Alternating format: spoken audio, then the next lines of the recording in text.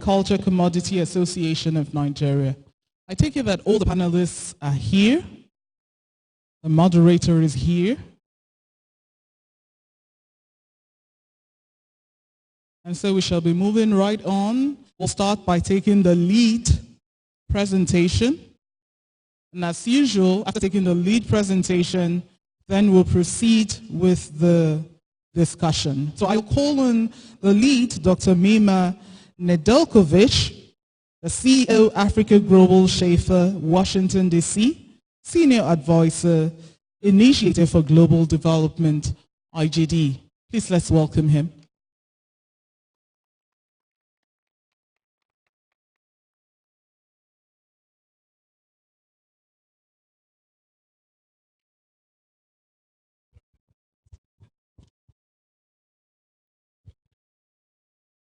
Good afternoon. It's always fun having a session right after lunch, see if we can get people back in the room here.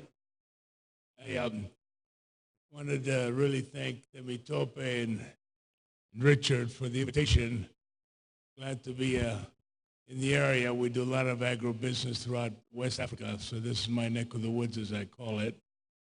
I think it's a trade panel, but I want to tie it into more than just trade. Because I saw earlier this morning the discussions around the panels of competitiveness issues that are also key. The whole discussion, circular one on rice, and maybe I'll bring it up again.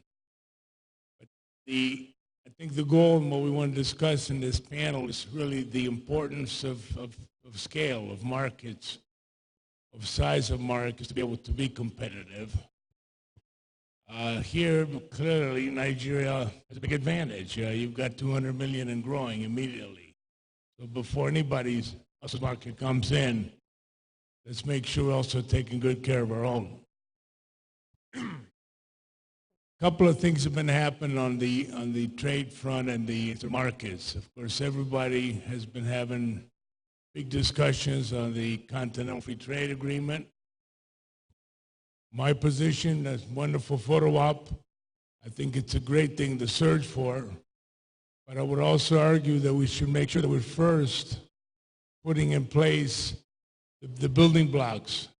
Let's get ECOWAS straight and working well before a lot of speaking and talking and photo taking on the continental one. As a business person, to me, the key is really being able to build off the blocks that we have. But let me try in the sort of the trade sides with food and agro-industry. It's very peculiar industry. One, I can assure you, as far as markets are concerned, we can speak of regional, sub-regional, but in fact, the world is one market. And it's all about the value chains that are operating around the world, supporting whatever it is that they're producing. And if you think they are not there, look at the trade wars going on right now between our Mr. President Trump and Xi and the Chinese. It really is all about the ability to be able to control the markets. So where do I come in on the food production agro-industry?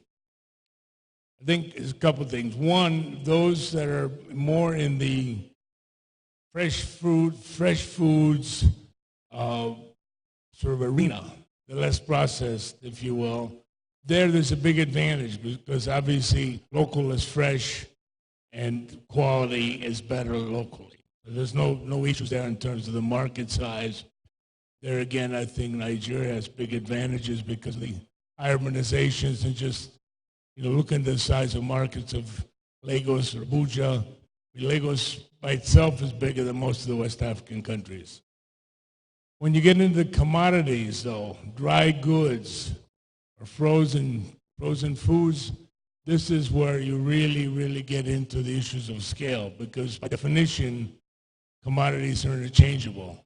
So what is important? Traceability, knowing where it's coming from, quality control, deliverability. And this is where the size of markets is so critical. And this is where I'm going to come back and tie it to the competitiveness. We had much discussion over rice production. Why is it that we can't be competitive with rice production here versus Thailand. It's on the other end of the world, bringing their rice in. Well, there's two parts. One is scale, clearly. We can answer the scale issue with size of our own markets in the ECOWAS and the continental zone. The real answer, I think, in the end, if we touched on it, is being competitive. So I will argue that markets, size of markets is important, it's critical, but it's not sufficient. You have to be competitive. And I think, tying in with some of the U.S. laws that I want to bring in this discussion here is exactly why AGOA, now coming to 20 years, really hasn't been a smashing success. It's not that the U.S. markets weren't open, they were open. But we here in Africa, and I say we, I mean, I've spent my whole life on the continent, have not been able to produce competitively to be able to compete, to put it into the markets. So this is where we still got to come back to those cost factors. That is the baseline. Cost factors, production costs, power, infrastructure, having the right seeds.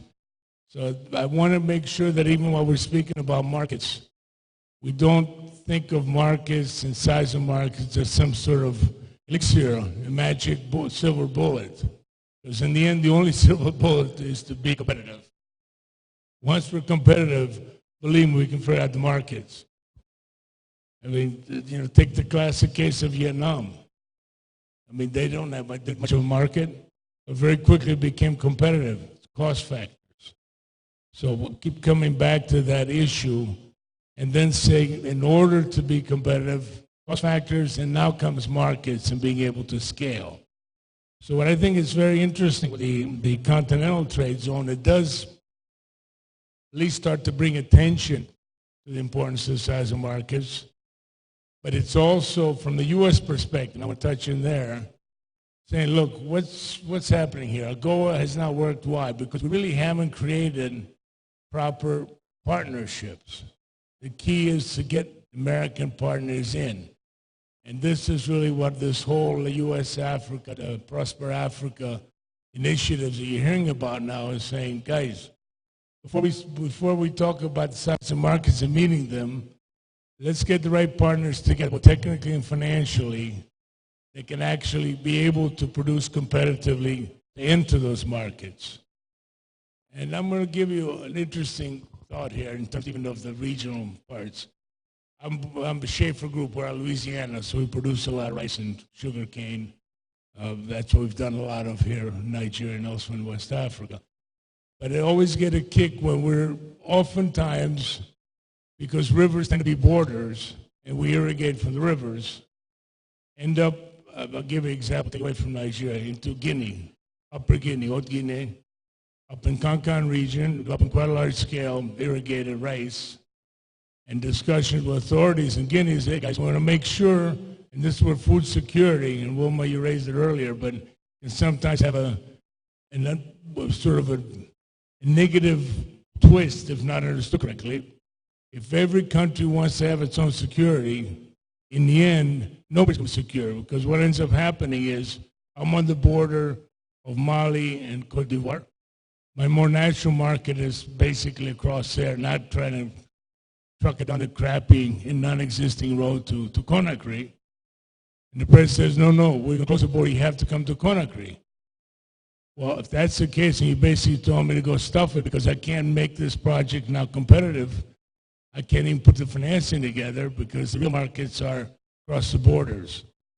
So the key is really, I often speak of not countries and borders, but catchment areas.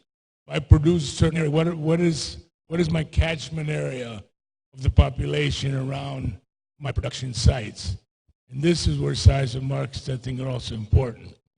But I think for this discussion on trade, I want to come back and reinforce the need eventually to have to scale to be competitive. You need to have markets, you need to have large markets.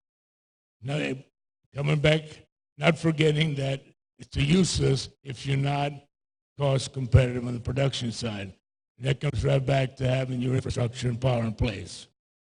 So the U.S. side, just to bring up data, because that U.S. Build Act was just passed and initiative was announced in Mozambique last month, I guess, July.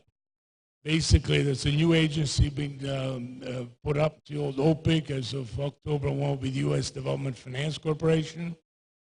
The U.S. government now has increased the annual sort of amount of lending that was going to do from $30 billion to $60 billion, so double the amount. Most of that will be coming to Africa. And this is really the underpinning of the whole Prosper Africa initiative, which is saying, right, we can put the money in place. We need to create the partnerships now that's going to come between American businesses and African business. We're also saying that the level and development and sophistication of African-born and bred industry, as well as heard me say too many times. You know, we've gone from the 70s and 80s where there always was business in Africa. It was more trade, it was commerce. There wasn't enough, let's say, political stability or assuredness to keep reinvesting. Well, frankly, some of the earliest reinvestors were people in Nigeria that were reinvesting back, partially because it was a big market, and partially because there was value to be made out of it. So what we've seen then now in the 90s, 2000, are, you know, for every Dangote people want to quote, hundreds, thousands of other companies that are coming up and growing into that region. And I think part of that is a reflection of the size and the sophistication of the markets that are emerging. So but this is just to set the scene for the discussion.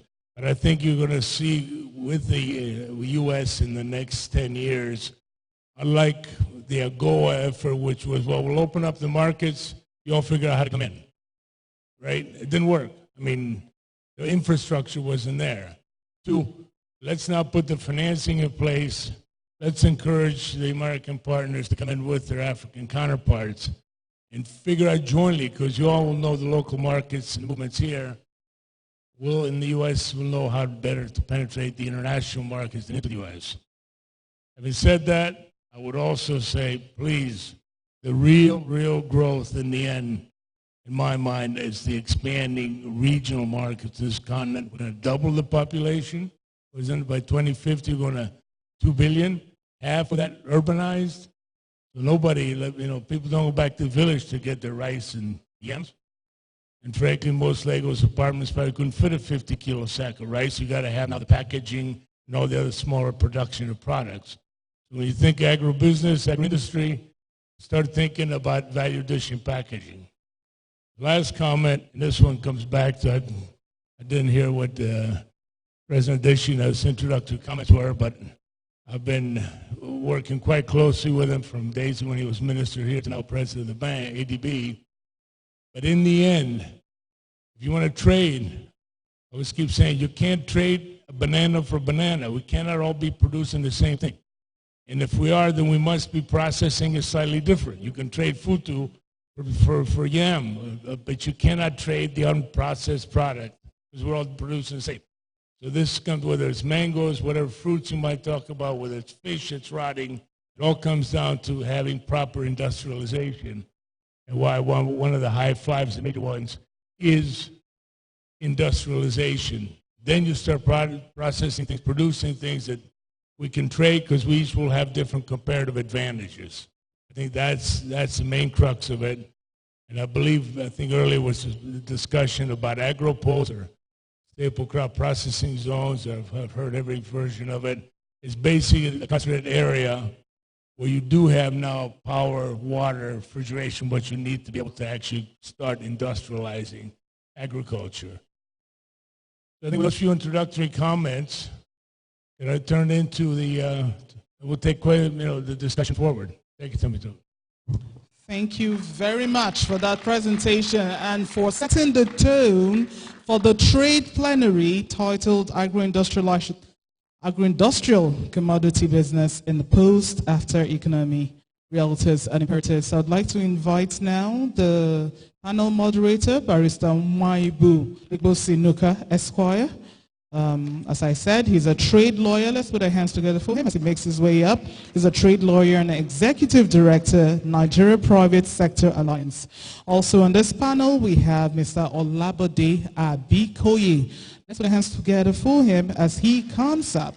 He is the executive director, wholesale banking, Bank of Agriculture.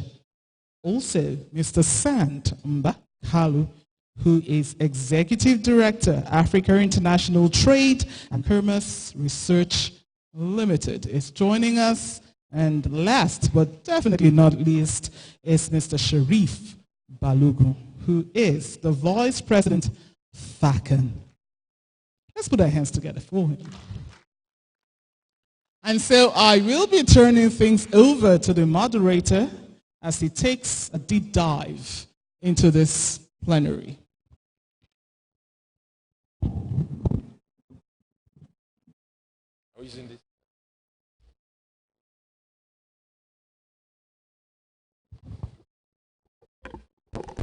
Are we using that? Okay, all right, thank you. Good afternoon, everyone. This session, like we've said, and Dr. Mima have already given us a lead on the conversation. We're looking at industrial commodities in business in Africa, particularly post-AFCFTA economy. As we are all aware, Nigeria just signed onto the African Continental Free Trade Agreement after about 8 months of delay. Instead of being the first or the first 5, Nigeria ended up being the 53rd country to have signed that agreement in Niamey just last month. And so as it stands now, we are now a signatory to that agreement, waiting for ratification. Basically, as most of us are aware, the AFCFTA agreement is about creating a single market for goods and services in Africa through the facilitation of free movement of persons. It is our desire and aspiration in Africa to see how we can break down the barriers that makes us not to trade amongst ourselves. Particularly for us in Nigeria, as we are aware, we are 200 million people. We are the 20th biggest economy in the world. Nigeria is the 7th youthful population after India and China in the world. And so our potential to maximize the benefit of the AFCFTA is very huge, especially for our agro commodity. And we heard Dr. Mima saying all about for the few minutes he gave us a lead. It's about competitiveness. How do we get our products across within ECOWAS, within Africa, before we start scaling up into the global market? So it's about global chain development, as it were, and how we can integrate alongside. So we have on the panel here some, key persons. Mima have just spoken. I will spare him some breath, and then we'll still come back to you. But I will start from Mr. Abikoye, okay. So you've heard Mima talk more about how we can upscale our product in terms of the value addition to all those products. So my question now to you is, in terms of export financing, what do you see as the potential under the AFCFTA that Nigeria have signed and Africans are already ready to benefit from come July 2020? Thank you. Ladies and gentlemen, to the extent that most of Africa is still import dependent, the opportunity for trade by queuing into the AFCFTA is huge. But there are some issues we need to address at home first before we begin to aspire to even a continental market or regional market. There are issues around the quality of the produce that we put to the market and how that is acceptable, both locally, on the continent, and as well as internationally. So for me, the question of whether there are opportunities for Nigeria and for Nigeria agri-produce, I think it is a thesis that has been written time and time over, so we shouldn't dwell on it. But I think one of the most important things we should also begin to focus on is how, in terms of quality standards, do we begin to meet the expectations of our trade partners. So today, if you ship cocoa out of Nigeria and you ship cocoa out of Ghana, the likelihood that you are going to get a premium on the cocoa you ship out of Ghana or Cote d'Ivoire is higher than if you are shipping out of Nigeria. So as much as these opportunities present themselves, the question we should begin to ask ourselves is, are we ready? And if we are not ready, what are the issues we need to deal with? I think we cannot ask ourselves that question anymore of are we ready? Africa is ready, and that's why for the first time in Africa, 53 countries just remain in Eritrea, which before the end of the year they will also sign. So there is a consensus, or there is a consensus of voices in Africa that we want to trade together. We have recognized that. So it's no longer whether are we ready. We are ready. If I can react to that, then take it up from where I stopped. I'll say there's a difference between romance and reality. We can say we are ready and say it by mouth. But if our trade partners do not find what we put to the market acceptable, then we still are not ready. There are a lot of inefficiencies that we need to deal with. I cited the case of cocoa. When we scrapped the cocoa board and the other commodity boards back in 1985, there was no institutional framework that was put in place to regulate quality. Ghana, Cote d'Ivoire had their commodity boards in place, and somebody continued to regulate the quality of product that went to the market. So beyond saying we are ready, we must go back to the basics and see, do we really meet what the expectations of the international markets are. So I think one of the things we need to deal with is quality and standardization the agricultural input. Okay, thank you very much. I'll get to you, Mr. Sanumba. Now, when Dr. Mima was speaking, he made one critical statement by saying, we can't trade banana for banana. So you don't need to bring what I have to me. What we are looking for is value addition. So the question to you is, what do Nigeria have? Or what do Africa, let me use the word, what do Nigeria have specifically to trade within the continent that need to be maximized, or that need to be explored within the context of the AFCFTA? What are those products that you think Nigeria should begin to showcase to the world for other markets in Africa to begin to, or to make it attractive rather to other African countries? Thank you very much, and I must commend the organizers of this event. The reason why we must commend them is because we must bring AFCFTA to the players themselves, and this is what they are doing. We have the ECOWAS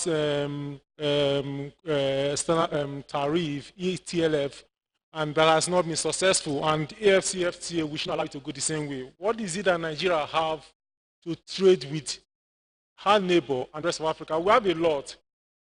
Study has shown that when we talk about most commodity that goes out of Nigeria goes outside Africa.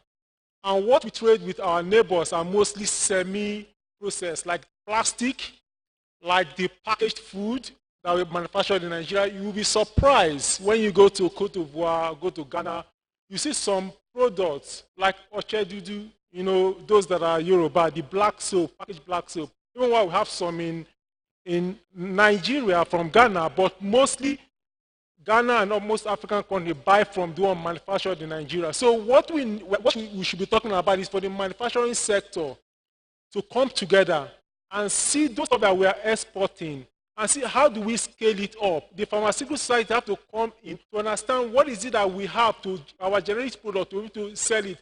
And at the same time, we must harmonize. Harmonizing in terms of standards. Because we cannot have, AU have already started it, we cannot have sun operating in silo from the rest of Africa. So if we are manufacturing, for example, pharmaceutical products, and Ghana has their own board, manufacturing pharmaceutical products with different standards, that will be an issue. Just as you rightly mentioned, the cocoa board in Ghana has been operating. They didn't operate in isolation from the global standard. They operated and keyed into the global standard of what standard is. But Nigeria, we don't have that. We have NAFDAC having their own standard, but at the same time, not really conforming to the best practice outside Nigeria. So I think that has to stop. For us to trade with other African countries, we must be able to scale up what we currently produce. We produce for example, lady pad, the sanitary pad for ladies. Most of them are produced. We have what they call I think it's Joy Lady Pad or so. There's a manufacturing company in Lagos that manufactures that. That is an exportable product from Nigeria, our biscuit and the rest of it. But what we should also put an eye is harmonizing our local standard to meet the regional standard. And in the area of commodity, yes, we cannot trade banana for banana. That means within the value chain of banana, are we going to start packaging our banana in bags that will be able to make it accessible and the neighboring country to buy into it? Do we have the infrastructure? I will tell you this, most of our airports don't have any cold storage facility. That is what we need to put in place, whereby you bring your commodity from the farm, you take it to the airport, there's a cold room for it, for upward travel. I mean, there is shipment. If we don't put those things in place, we might not be competitive. But although we've gone past that, we just need to just come together and start putting things, those infrastructure, which of course, we cannot depend on government to put this thing in place. The private players have to come together and build relationship with government. So that when we bring, for example, if you build a cold room in the airport, you don't need to pay government for the rentage. So government might give you a concession for 20 years, 30 years to run those cold rooms on commercial and also make it a hub for other businesses that are not up to standards, maybe small and medium scale business, to be able to use your same cold room, but don't pay premium, but pay some subsidized price so that they're able to ship their stuff. For Africa is waiting for us, and we have access to 1 billion market, because with Nigeria, we are 2.1 billion in Africa. So if we can put our acts together, as far as Nigeria is concerned, our businesses will prosper and our economy will grow faster than we are now. Thank you. Thank you very much. I think that's okay and clear. I will go now to Mr. Sheriff Balogun. You are a leader in terms of driving, and up to this moment, our import bill in terms of food importation is still very, very high. It may have dropped in some areas or on some commodities, but our import bill is still high, which have equally just recently, not up to a week now, culminated into the president also seeking or asking that there should be a ban on foreign exchange for food importation. From your perspective, do you think Nigeria is food secure in the context that we can produce for ourselves before we can now talk of import, are trying to align that with the focus of the agricultural promotion policy, which is concerned about that we are not able to produce for ourselves, neither are we also able to earn foreign exchange from export of food. So what's your assessment of the situation in terms of our food production in Nigeria? Thank you. Thank you very much.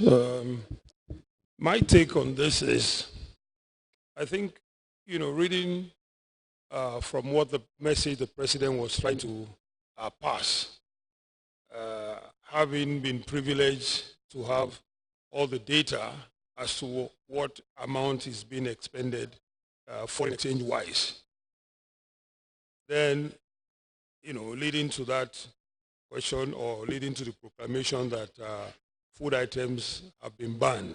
I think it's not saying that food items have actually been banned, but that you have to look for the foreign exchange to bring some of those foreign tastes that you have developed. So, but overall, I think we're on track towards producing what we can consume. Now, a case in point, I'll tell you, I was discussing outside with someone about sesame seed. And you find out that if you go across a lot of stores, you'll see sesame seed oil. Now, Nigeria is one of the biggest producers of sesame seed oil in the world. And we have no business importing sesame seed oil. We can easily cold mill that. It's a very simple process. And then, sell into the market. I also talked about the cosmetic sector, which uses sesame seed as a raw material. I was talking to a lady, I asked her if she knows what Neutrogena oil is, and she said yes. And if you look at the huge import bill on cosmetic, it's a lot. But Neutrogena oil is simply sesame seed oil with addition of just perfume. So we need a shock treatment, like statements like that, that will ginger us to look inwards, look at what do we have, what can we do. Some of the things that we import are simple things that, wouldn't take much to transform and get it used. If you go across certain African countries, you'll find our products on the shelves, like someone mentioned here. We just need to do a little more in terms of packaging and getting them, in the right standard and outlook. The product inside sometimes are even very okay, but the presentation, and really presentation sells. Your packaging, the way you package your good attracts, your client or customer base, as the case may be. Now, if you go again down, talk about rice, which was extensively discussed here. Yes, the rice we're producing at the moment, some of it is, the prices are above the imported or the smuggled ones. But then should we continue along the path of importation when we can deploy over 1 million people to produce rice? The scale will come, yes, given that some of the infrastructures needed to, facilitate processing and all of that is not there. But we're on our way. From the time the policy came into play, we should look at what were we producing before and what are we doing now. Should we have folded our hands? If that ban wasn't there, we wouldn't have achieved the production level that we're doing today. And I would also want to I didn't have the opportunity to chip in about the issue of, countries aiding subversion of our economy. I think, that's a serious matter that can be easily addressed. It was addressed before during one of the former regimes when our neighbors, aided smuggling of various products into our country. The border was closed for some time, and they came sneezing, they came begging to have the border open, and some of those subversive activities stopped or was reduced. So I think something can still be done about that. If you look at the quality of the rice that is being produced today, can you compare with what is coming in? These are rice that have been in storage. Every year, they put chemicals to preserve them. You have a system of first in, first out. So what we're probably will be taking now are things that have been in storage for so many years. So if you do a quality analysis as to what those products are and analyze the ones that you are getting fresh, you can compare. I think you as I will be more because we want to get more from you being the leader of one of the farmers group. Now we have this habitual complaint we've been making about we have imported rice that have been stored for years and all that. Now it doesn't matter how long rice have been stored in any country. What is your take about having products get into our country when we have, in quotes, custom that is in charge of our border, but they break the smugglers and whatever we have, break our borders, and then the products get into our market. In fact, we have it on record that even when there is seizure, products that are being seized end up in the market. What do you make out of that as a leader of a commodity association in Nigeria? Well, I think it's a sad situation that probably the customs are not able to police the borders effectively to stop this practice. But honestly think that that is not only the responsibility of the custom, it's the responsibility of each one and every of us. As Nigerians, we have to be patriotic. We have to take the right step. Our mindset must change. Those who are doing, some of the people who are partaking in this smuggling are Nigerians as well. They don't care about their country. So how many is the custom? Yes, I agree the custom needs to be enhanced, equipment, find modern ways of tackling this. But we should also be patriotic and think about our country, think about our future, our children. What am I doing today that will affect my country, that will affect the future of my children as well? So we need to have a change, a mindset that, look, let's be patriotic. We will go through hard times, but at the end of the day, our country will be better off for it. Thank you. Thank you. Okay, Dr. Mima, I'll be back to you now. In passing, during your remarks, you made mention of AGOA. And my question is, maybe I stand to be corrected. We don't have on record any trade agreement between U.S. and Africa, continent to continent. What are the issues that makes America find it difficult to trade with Africa? Because the AGOA is a unilateral agreement which is purely preferential from the angle of the American Congress. So Donald Trump can wake up any time, or the Congress can decide not to continue with AGOA anymore. So why is it difficult for America to enter into a trade pact with Africa on a bilateral or more on a multilateral level? Thank you. It's not a trade or a regulatory issue. You have the open border. We'll go on another 7 years. For the last 20, it hasn't gotten results. So I keep coming back. It's a question of being competitive. You've got to put a product out that beats other people's product. That's the mindset that needs to be changed. We talk about the regulatory side, but in the end, the framework has to be, how do I change the production to its quality, to its standards? And here's where the advantage of a large market comes in, is that most trading, you alluded to it. What happens is I produce mostly for the domestic market. The excess, 10, 15%, I can put out cheap, right? That's exactly what Brazil does with sugar. That's the reason that's been the case. So why do we not do the same thing? Let's start by saying, I'm a poker player. Look at the cards. Say, what are the advantages you have? What do we have in Nigeria no one else has? And now, all of a sudden, it's in Malaysia and Indonesia does oil palm. Oil palm, right? Palm oil, now that we're importing, that's one we have all the God-given natural comparative advantage. Rubber, pineapple, anything that takes a lot of rainfall. That's what you trade, the process you send up to the Sahel. What's the Sahel got? It's going to have the millets, the grains, some of the grains. It's going to have the cattle. Well, northern Nigeria, of course, has the cattle too. But the key is take advantage of the God-given things you have, whoever has those advantages.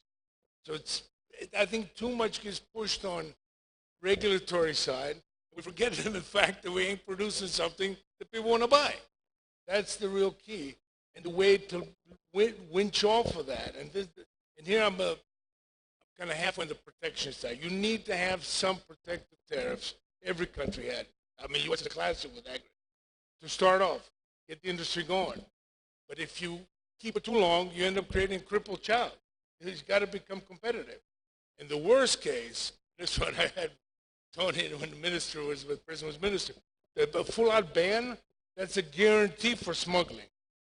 If you put $100 tariff on rice or something, say sugar cane, that's over the limits, as a producer wouldn't want that because it just invites at some point you can buy anybody with that kind of money. So that's I think the key is to figure out how to move it. But I keep coming back. In the end, it's really going to be getting competitive. The more I start thinking about the thoughts, I make them the wrong panel. But it's not the regulatory. It's being competitive. Thank you. Thank you. Okay, we'll be rounding off. But in 1 minute, Mr. Abikoye, I wanted to address the issue of public-private partnership. What do you think your bank can do to support PPP in terms of agro commodity export or trade in Africa? Well, I've been asked a similar question before, and my sense is everything a financial institution is supposed to do is what we are willing to do, but it has to make sense. It cannot continue to be social service. It has to make sense from the financing perspective. So it's not because I'm a government bank or because there is a government sitting at the table with a private sector partner that will put money behind it. So I'll say everything that makes sense. But I will go back to what the gentleman said. That makes sense from the perspective of competitiveness. I have to see that whatever I'm lending, there is potential that it will come back. So I'll give you an example, very short example. A producer came into Nigeria who was going to start manufacturing conflicts. And at the time, I had the opportunity to sit at the table and said to them, look, my brothers in the Northwest produce a lot of cereal. We can supply you corn. And they asked me what the price per ton was. And when we put it against what they get from Brazil and other parts of South America, it didn't make sense for them to buy from. I've seen vegetable oil land cheaper from places like Indonesia into Nigeria and kill our local. So I will not, because I want to propose, and maybe I shouldn't be saying that because I'm a government bank, but if it doesn't make sense, it doesn't make sense. Thank you. Mr. Sanba, I will refer to you because we have just 4 minutes more. From my own observation, one of the biggest challenge we have is a Nigerian population that is not consumer conscious. We have a lot of substandard, adulterated, fake products that are in the market, including fake foodstuffs. When I say fake foodstuffs, are in that are already expired products, wrongly handled product, or chemicalized product. What is your take home if we are to trade in Africa? What do we do in terms of our consumer attitude and consumer right consciousness in order for us to have a market that responds to Nigerian goods without any discrimination? Thank you. 1 minute. This is simple, really, and I think we should also be careful when we always talk about Nigeria. We're talking about post-AFCFTA. In simple terms, our borders will be open. There will be no discrimination against any goods coming from Dakar, from Senegal, from Botswana. We'll be competitive at that same level. The article that set up the agreement that we have signed up to stated it clear. Now, to your question, what is the disposable income of an average Nigerian worker?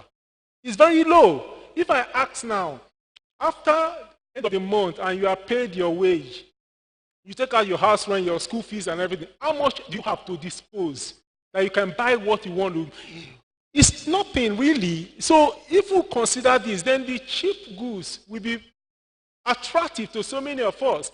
I can't, because I'm a Nigerian, want to buy something that I will pay 15 naira when as well I can get it for 10 naira that I can afford.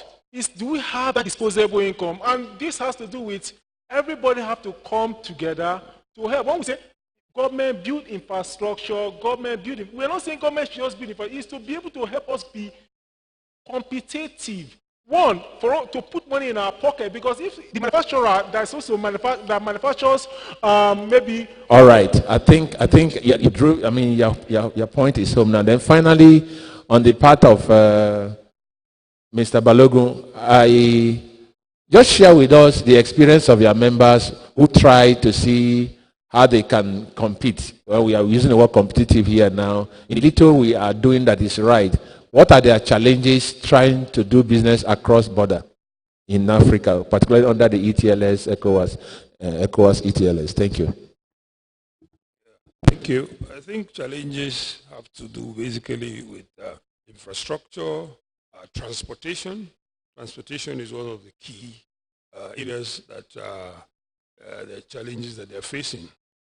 Someone said earlier on, they cost them almost less than what it takes to bring in goods from Japan to Apapa than transporting from Apapa to their warehouse. Our members in terms of export also, we face same. Up country to Lagos port, you pay about 400,000. From your warehouse to Lagos port, you pay about 400,000 for just a distance of 20 kilometers. Okay. All right. But I think we've come to the end of our session. Thank you, and we look forward that by the time we meet next year, some of the challenges we have identified, we'll be able to address them and see a more competitive Nigerian product in Africa and then integrating into the global market. Thank you.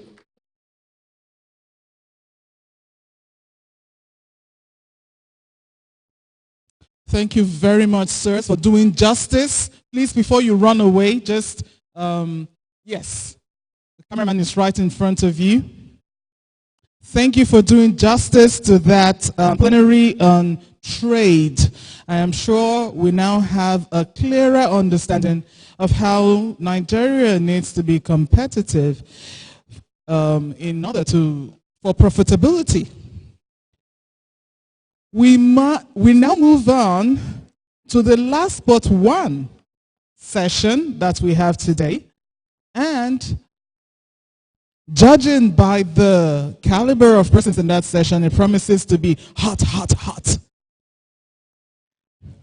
We're talking about the productivity plenary.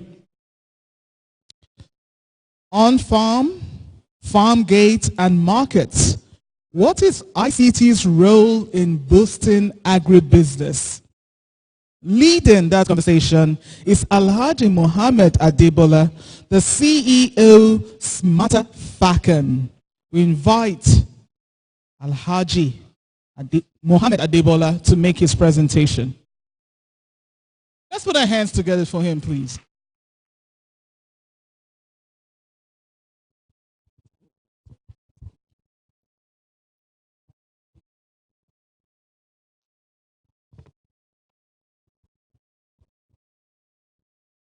Good evening, Your Excellencies, distinguished gentlemen. We're here to look at what ICT can do to shelve our productivity. And in my opinion, this is about the most important part of this summit.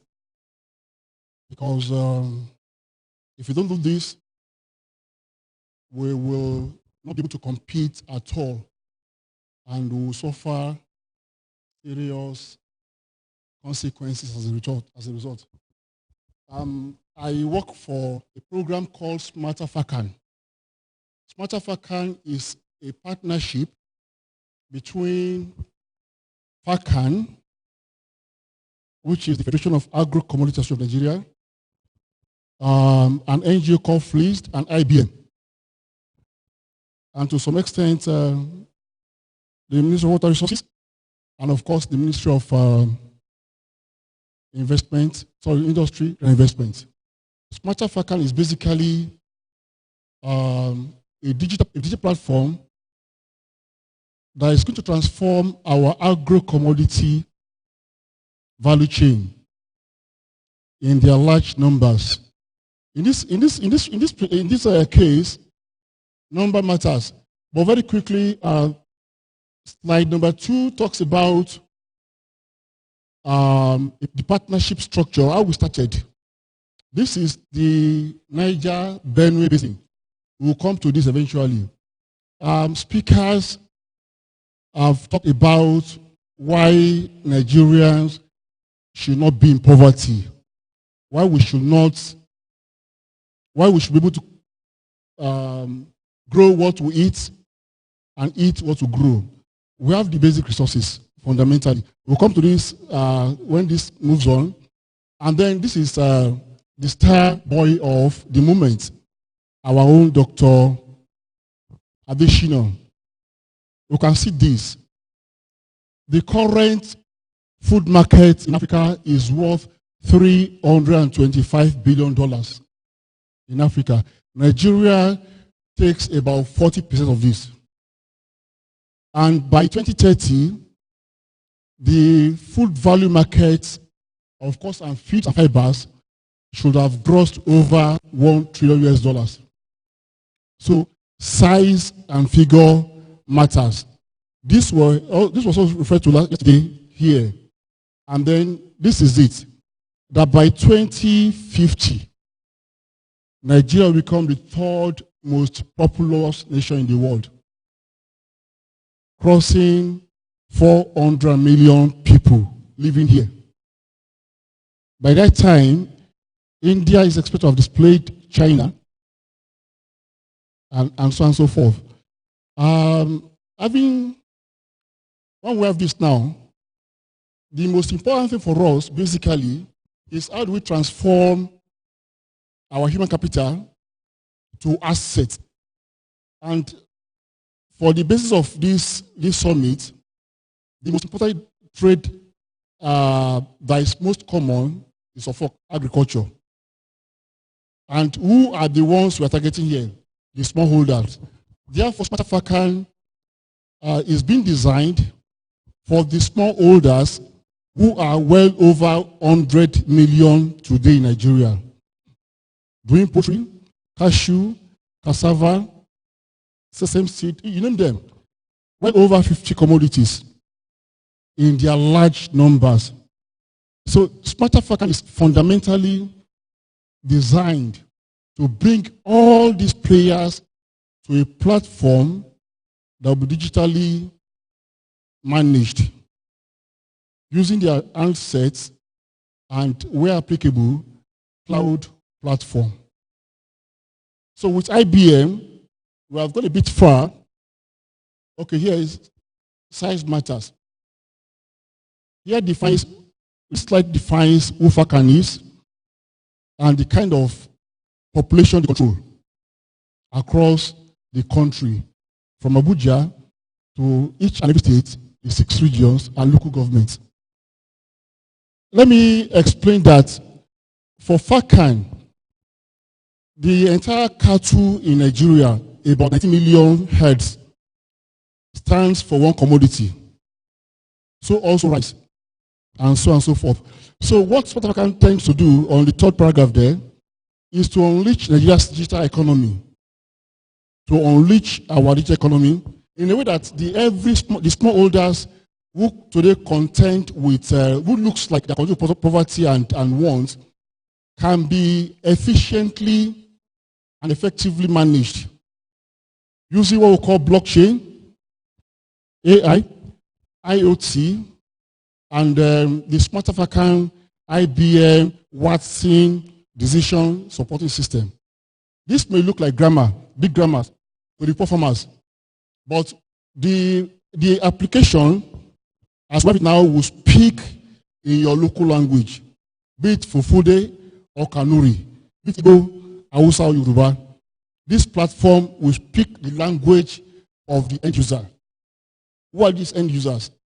The farmers, the processors, governments, regulators, the financial institutions, the banks, the insurance, you name them, are the end users.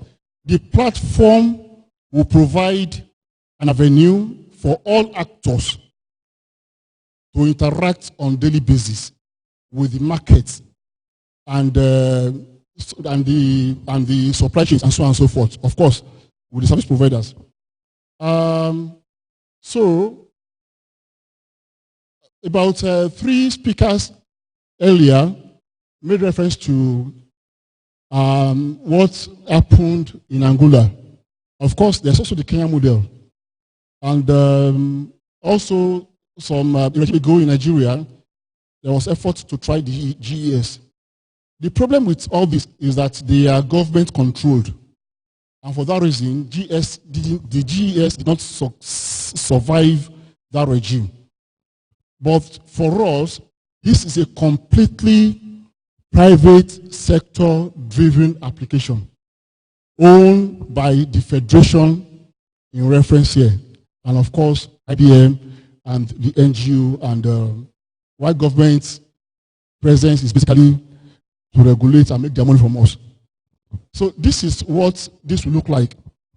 A kind of what looks like a very complex but user-friendly application, both mobile and cloud.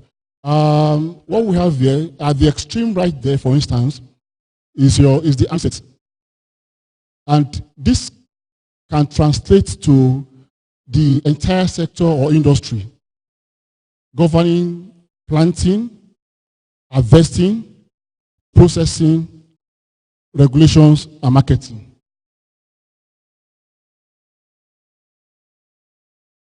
Next.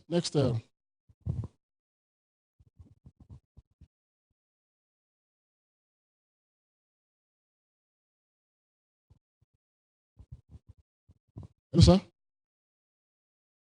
Okay. So this is self-explanatory. Let me just run through it very quickly, please. Pardon? Okay.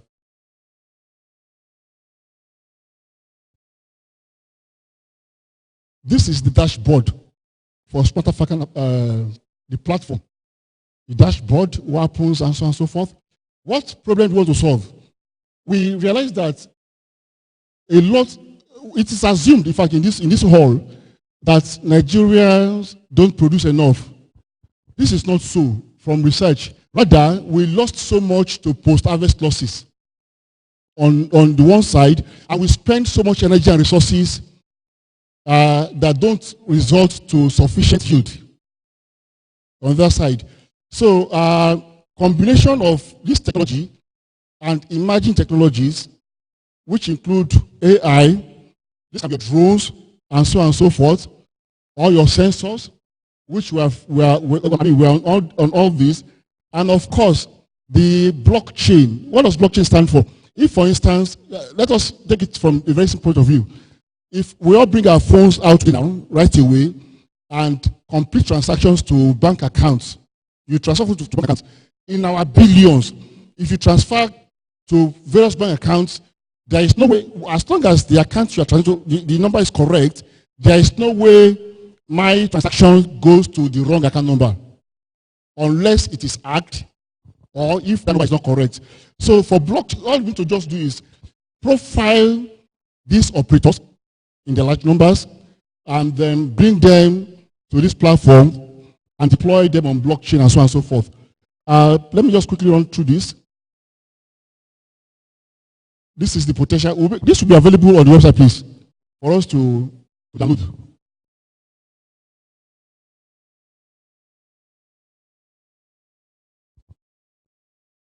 This is a win-win. Everybody makes money from this.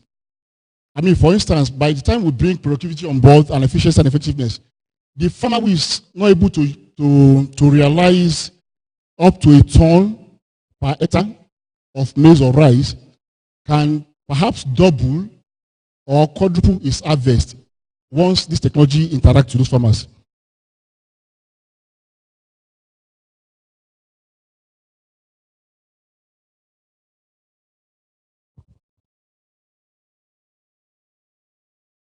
I want to run this one time, please, but we can ask questions later.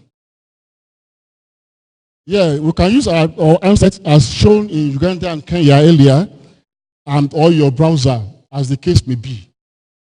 What this also brings to the farmer is capital knowledge development. Now, if this farmer is not teachable, it doesn't matter. Naturally, such actor will be displaced by those who are teachable without losing anything in the process.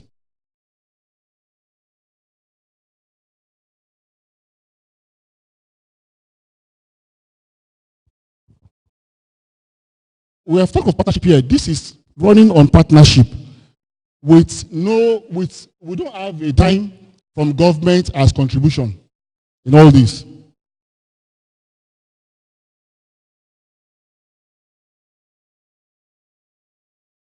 The attraction for us is that same population that is carrying the rest of us. The higher the number, the better for Smarter Falcon.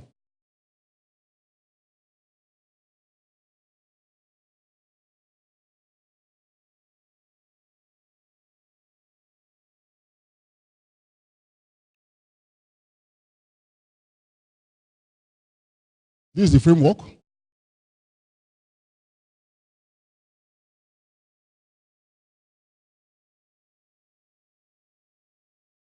Pardon?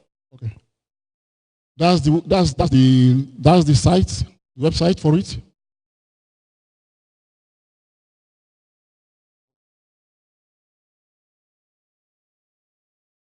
Yeah. This presentation will be available on Agro Nigeria's website for us to download. And also, as we leave here, we're going to give you the key to how to get to this. Before the end of the year, the app should be fully functional that we can download and key into. How does this thing work basically? It's about big data.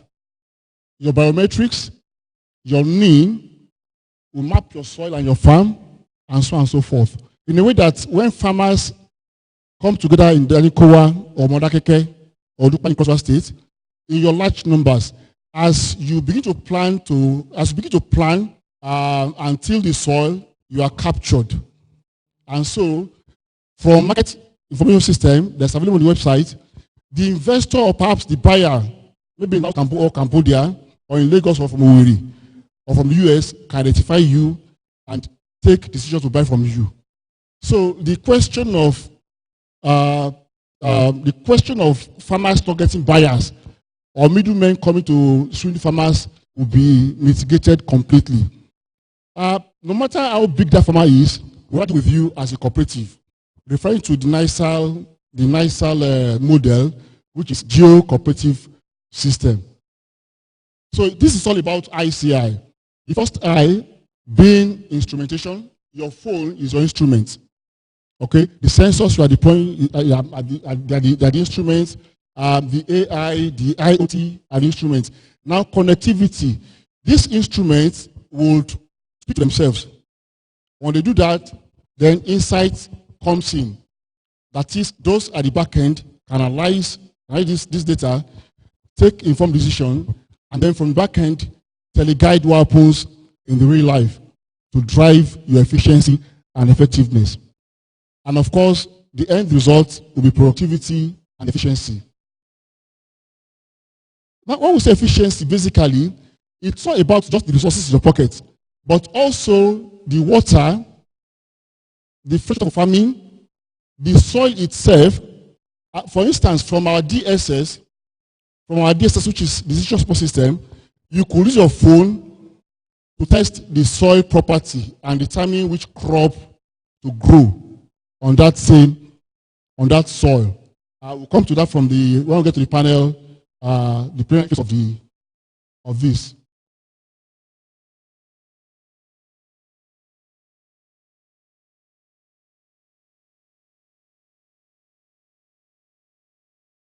What do we want to fulfill?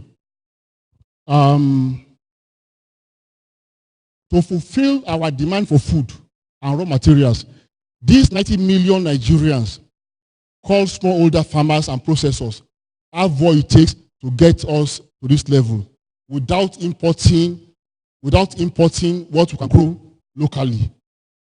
Because these things happen as we speak, but because they are in silos, we hardly appreciate what our people do on the field. It's gone. Yeah. Mr. Joshua. Okay. So I've been asked to run this up so I can commence the hot seat session where we need to shed more light on this and how this works and where we are. Thank you so much.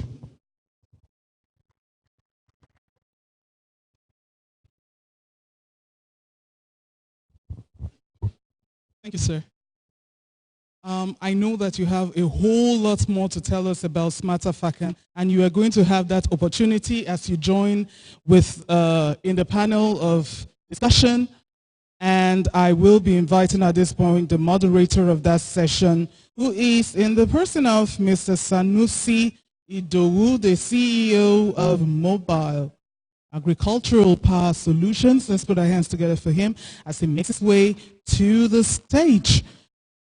In that panel, we also have, when you hear rice, you hear Okun rice.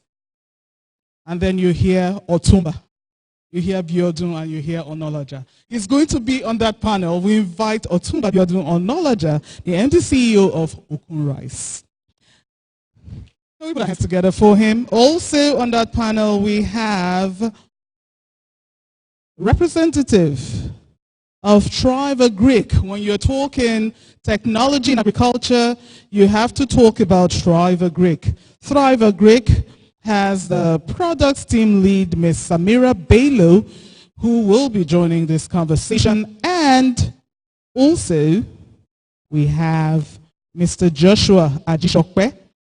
Can we put our hands together for her? Mr. Joshua Ajishokwe is the co-founder, CEO, Farm Founded Agro Services Limited. It's a young but one panel, and they are going to be doing justice. Okay, maybe young but two. And they're going to be doing justice to this topic on farm gate market, ICT's role in boosting agribusiness returns. Let's put our hands together for them.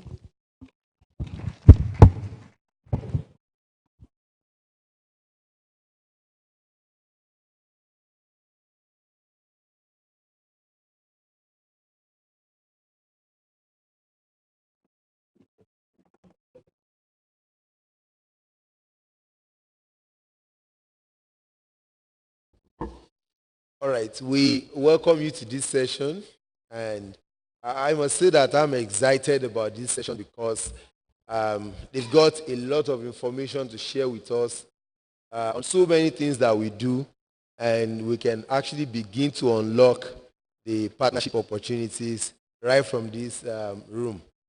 So I'm going to ask a general question first, and I want everyone to react to that. Mostly, when you talk about ICT in agriculture and youth, or irrespective of the age range, people refer to us as computer farmers. So what are you doing in your respective value proposition to change that narrative? I'll start with you.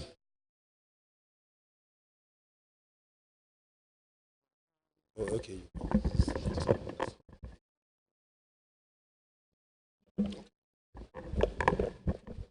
Yeah, thank you, moderator. I think it's acceptable if you call us computer farmers, because we can't deny the fact that computer has come to stay, and the ICT is changing the global narratives across sectors and industries. So for me, I'll accept that. Particularly if you can show the figures in terms of what this innovation has done to us on yield basis, and of course on the bottom line, which is what comes to your pocket after the innovation. So for me, it's a welcome development if you call this genre of operators and actors computer farmers. I don't. Okay, I like that. All right, so you can share your perspective. Good evening, ladies and gentlemen, moderator. I think in our own area, we are the producer of Okun rice. We are a farmer. We are also millers. Under these ICT things, during the former regime of Dr. Goodluck Jonathan, under transformation agenda, it really helped us. Collecting our inputs, we didn't have any strength at all. The input providers will come, they will just call the numbers, they'll bring in fertilizer for us, they will bring in seed, chemicals for us. And once we get all this in our stores, we call the farmers. Through the ICT, we have their numbers, we have everything. We know how many hectares of it is acres, we know that. So based on that, we can compute and tell them so fertilizer is what you're going to be per hectare, so seed, so chemicals. So it really helps. Yes. You have some result to show for that. Yes. All right, my sister, yeah. Can you say Okay, thank you very much. At Thrive Agric, we are a tech agri company, and what we do in the ICT space is to make sure that we are farmer-centric. So we make sure that we improve the productivity of farmers through technology and mixing agriculture and technology. So we use our crowdfunding platform to fund finance by creating finance for them. We also use simple SMS ways of extension services. We complain in the country that we have low extension services. So we have on-site extension services and online extension services, whereby you send just common SMS to a farmer to know what the weather is like, how to plant, what not to do. We also use, we collect data a lot because data is key in farmers' productivity and for them to be able to know the new technical way of farming. Yeah. Yes. Thank you very much. Farm funded. Yes, please. Thank you very much. So for me, I believe, I'm speaking in respect of farm funded now. I believe that agribusiness is what will feed Nigeria and feed Africa. And so while we are leveraging technology as an enabler to aggregate funds, we are channeling the funds to farmers. We are providing them with access to precision agriculture. And so even before we begin to work with our farmers, we ensure that technology, ICT, comes in play by mapping their farms, looking at, so for the hundreds of farmers that we have in this particular cluster, this is what we are going to be committing in the aspect of agricultural input and mechanized tractorization. And so basically, ICT is what we are using as an enabler to ensure that Africa can feed itself. I think that my second question will be looking at the issue that has rented the air today. And that's about how do we slim down on our production cost. It's so sad to hear that the cost of importing cars from Japan to Apapa and the cost of transporting the same goods to within the country is so high. Is there any way you are possibly looking at the way to deploy ICT on supply chain and areas of production that can actually bring down local cost of production? Yeah, yes, sir. This is a very good question. Data available has shown that through ICT, yes, we can scale down cost of production drastically. And from NISA, for instance, this has been demonstrated, where, in fact, using general technology, farmers are mapped, okay, and then they are deployed on geo-cooperative basis, and of course, they share technologies together. Now, when this happens, the cost per farmer over 25 or 50 farmers is far cheaper than what that farmer will need to bear if he or she is standing alone. That's on one side. Now, for ICT, for instance, it is high time, of course, we begin to look at the application of drones and sensors and so on and so forth. Now, generally speaking, farmers could run into crisis and not earn anything from their efforts, which has happened and still happening. But with remote sensing, or remote sensors, of course, and the Smart African IBM DSS, which is decision supporting system, you could predict the data, you could predict the weather, okay?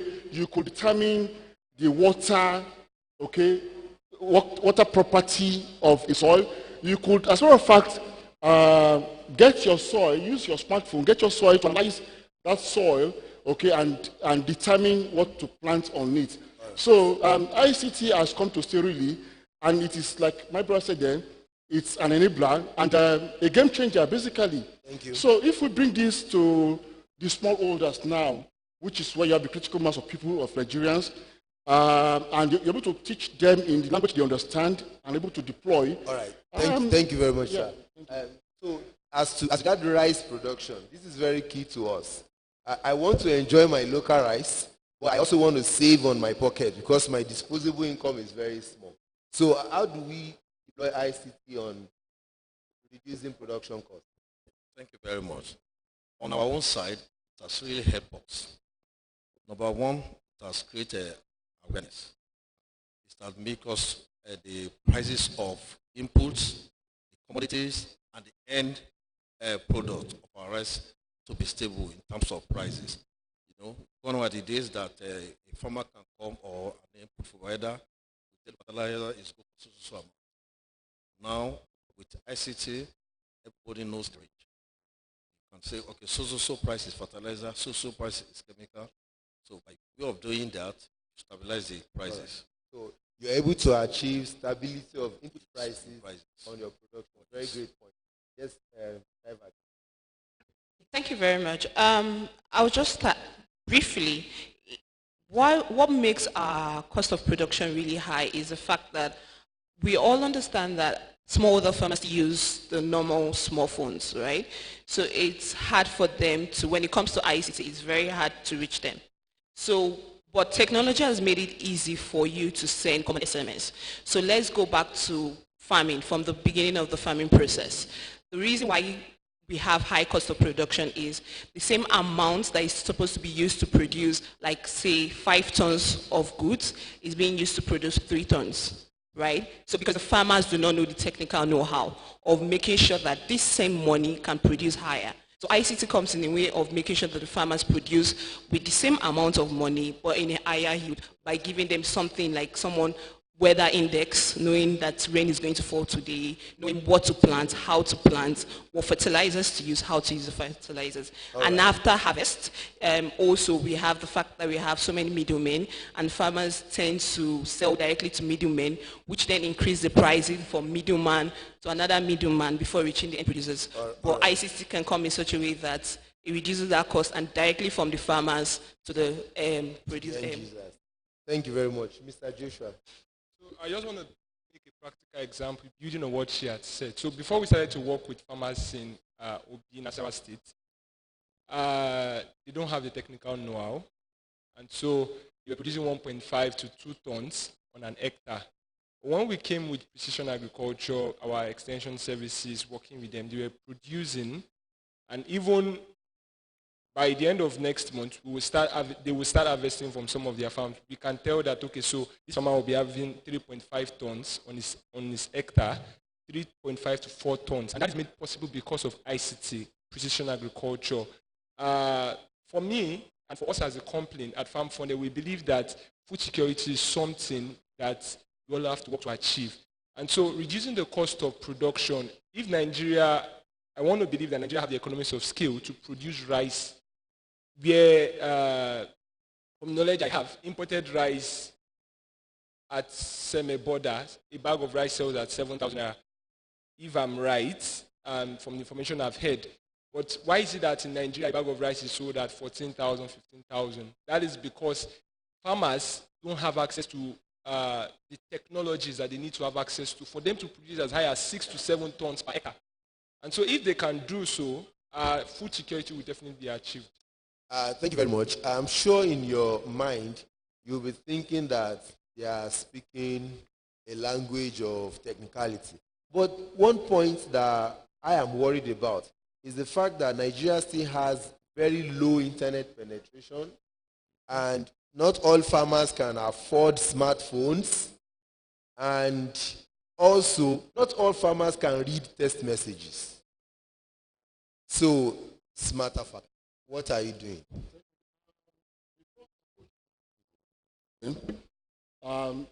Taking a completely rural setting as a case study, we need to build, we need to build hubs, okay, and then teach just the extension system, and assign people who can interface with these farmers. Build hubs close to their locality, where perhaps they can access internet. And then among the cooperative of these farmers that you are profiling, you have to train somebody or engage somebody who can decode and communicate these farmers in the language they can understand. So the simplest thing is this is something which you adopt, This is something that we have to apply across board. And so, principally, to resolve the issue of gaps between the poor, uneducated farmers at this first phase. Thank you very much, sir. It just pained me that IBM are not here because deploying cheaper platforms to deliver some of these services to would have been something to consider. So, but sir, can you tell us what you need these IT people to do for you in order to be able to reduce, to get access to farmers that has this limitation I mentioned? Thank you. First and foremost, most farmers are really very poor. If ICTC, or what do you call it, IBM, or smart can maybe partner with one of these or all the networks providers like Glo, MTN, to get us, if you look at the population of the farmers, there are so many. They can, a phone that can be like 1,000, 2,000 for all of them to have. It's doable. It can be part of their CSR. Yes. Then number two, through your discussion, you said you have it in mind before the end of the year. We have BBC Yoruba, BBC Igbo, Hausa. BBC Hausa. If you can do it that way, so no human being or no farmer cannot even read and write in their own language. Yes. Or at least some are better good in Yoruba, Igbo, Hausa, they can write. But for them to write in English might be very difficult for them. So if you can provide those two things, to reach out to them. All right, thank you. We're seeing partnerships, unlocking those opportunities where the players and the background service provider can actually work together. Thrive Agric, what are you doing in this regard? Thank you very much. So what we are doing at Thrive Agric, like I said, we work with smallholder farmers, and we're working, by the end of this year, we'll be working with over 30,000 farmers. And what we do is, we know that farmers don't know how to use smartphones. So the two major solutions we use is, we use SMS, like the normal way you receive messages from MTN, right? The normal SMS. So we do it in two ways, either through SMS or through voice notes. So we are building a way to do voice notes automatically. So the farmers, we have our farmers presently receiving normal SMS. So if we work in communities. Now the clusters of communities, you have at least one or two major farmers, lead farmers, that all farmers listening to knows how to read, right? So these SMSs are sent to their normal small phones on all the technical know-hows, all the weathers, what not to do, and the rest, right? And then we are also finding a way to send normal voice notes, like the SMS, to the farmers to make sure that the farmers are able to listen in their local languages. Yeah. Thank you very much. Mr. Joshua? So what we do basically, just as Merit has said, not far from engaging SMSs and voice notes. Also, what we try to do is the extension agents that we have working with these people, we train them on a regular basis on ICT so that, because they are the ones majorly working with the farmers, and so once the extension agents are adequately trained, they can deploy the technology that they have at their disposal working with the farmers. So that is what we do. All right, thank you. I'm going to ask the last question and then move to the audience for questions. And I think it's a very simple question, that in all what you do, yesterday there were mind-boggling data about rural-urban migration, youth. I used to think that this youth unemployment is undermining the narrative of unemployment in Nigeria. So those who are above 35 too are not employed. So if you focus on 18 to 35, then people who are 36, 37, 38, 39, 40, who are also unemployed, you are already cutting them out. So focusing on unemployment generally, what are you doing within your respective service provision to provide for the youth or the unemployed in their respective domains? Because why they are coming to the urban area is possibly they need internet. They also feel I want to know what is going on outside my village. What are you doing within your respective domains to keep the unemployed where they are, provide them capital or empower them in a way that they partner you or support what you are doing, and that can be one form of employment or the other for them to consider staying where they are. I'll start from Joshua. So what I would say simply is, the earlier the better we start to orientate our youth that agriculture should not be seen as agriculture, but it should be seen as agribusiness. If everyone below the age of 35, or let me put 18 to 35, if they can start to see that agriculture is not just for charity purposes, but for business, you make money from it.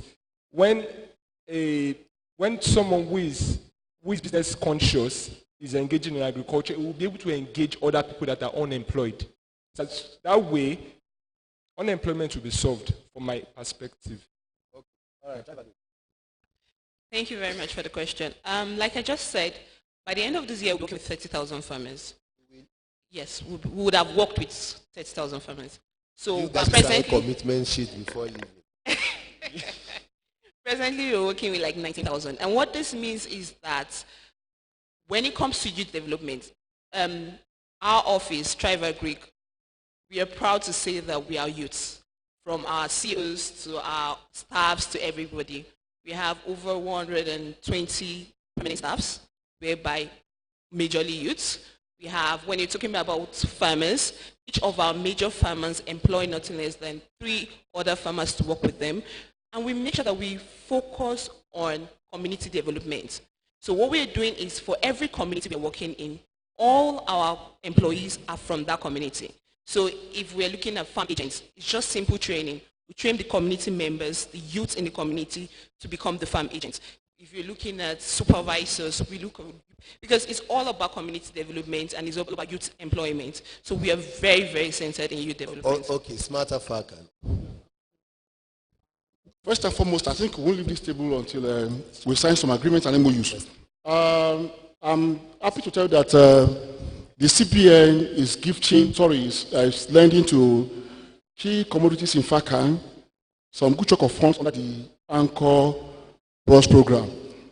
This includes oil palm, cocoa, cashew, maize, rice, which is regular, sesame seeds, but the 7 crops are getting something fundamental from the CBN in the next couple of weeks, and sorghum. So I think everybody here has one role to play with us and for us in this big industry. FACAN has built that integrity over the last 10, 15, 20 years. You know, FACAN represents the shakers and movers of agro-commodity industry in Nigeria, because everybody in this sector has to play along. So, Mr. Moderator, the question of creating more jobs cannot be overemphasized. Agri and agribusiness remain the only sector that can absorb everybody. Okay, all right, so, thank you. Once we have been able to feed ourselves properly, then the brain can do other things tangible. All right, thank you. Let me take questions from the audience. And I also look to a future of ICT agriculture where I can get premiership audits in my village. Of course. You know, music and sports went a long way in reviving people's passion. I look forward to getting some international news updates. I look forward to hearing some nice music that I can actually, you know, I think you guys can build a lot of fanciful things into this. Okay, all right, so let's take questions from this side, the middle, and the left. Okay, I see you, sir. I picked the first person in front, the next person here. I want to do gender balance. Okay, I'll still give you. Anybody here? Nobody. Fine. So, sir, the microphone.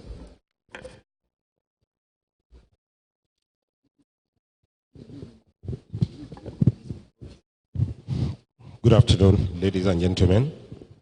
My names again are Alhaji Murtala Ibrahim Agboola, the President of Aquaculture Fish Farmers Development Association of FCT. My question goes to the ICT specialist there. We have been talking about agriculture. Once again, I'm repeating. How would you be of assistance when it comes to the formulation of fish feeding in Nigeria and FCT in particular?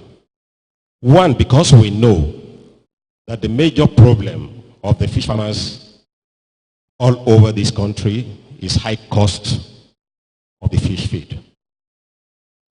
But at the same time, we have all the materials that encompasses for the formulation of fish feed in all parts, nook and crannies of Nigeria. We have soya beans, we have maize, we have blood meal, we have fish meal, and so on and so forth. And of course we know that when you talk in terms of fish feeding, that is what takes nothing less than 70-75% of overhead cost. Your question, sir. My question now goes, how would you assist the farmers with the ICT? That is an app for easy calculation of the formulation for the fish feeds. Thank you very much. Thank you very much. I think if I get the question right, it's asking of the application. Yes. What assistance can you people do? Even if you train some of us, we can also, it can have to do with the training of the trainers. We cannot pass it on. By so doing, sincerely speaking, the major problem of the high cost of fish feed will go down by nothing less than 40-45%. Thank you very much, sir. Let me take the lady there first, and then I'll come to the front. Gender balance. Good day, all. My question is to Smarter Fakan. You said, because I understand Fakan has like over 40 associations, and that's a very good advantage on your part.